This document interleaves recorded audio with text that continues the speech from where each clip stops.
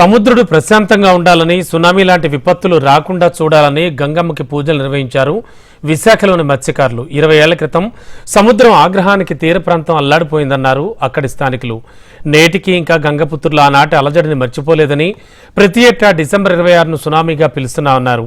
ప్రకృతి ప్రకోపంతో సునామీ లాంటి విపత్తులు రాకుండా చూడాలంటూ అక్కడి స్థానికులు గంగమ్మ తల్లికి పూజలు చేస్తున్నామన్నారు.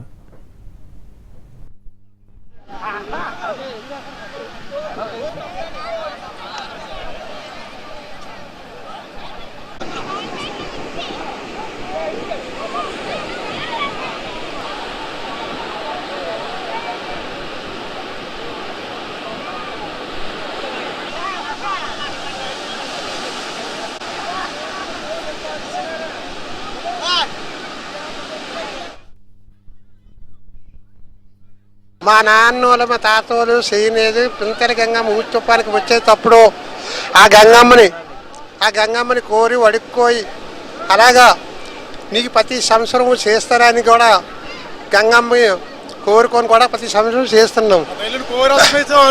ఆ అమ్మని అడిగి అప్పుడు విన్నాలంతే ఇంటికి నుంచి ఇచ్చేసి తీసుకొచ్చేసి మా తల్లి కడుపులోనే ఇలాగా చేసి ఇవ్వను. ఇప్పుడు నన్ను ఏం చేశానంటే రాబోయే రోజుల్లోనూ అమ్మకి రాతిగుడి కట్టి సిలిండర్ పెట్టి అలాగా తల్లిని పూజ చేసుకుందామని కూడా మా పద్ధతుల్లో కమిటీల్లోనూ కులాస్తుల్లో కూడా గ్రామ కులంలోను జనంలోను కూడా అడిగి అలాగే రాతిగుడి కట్టి అలాగా చేస్తున్నాను.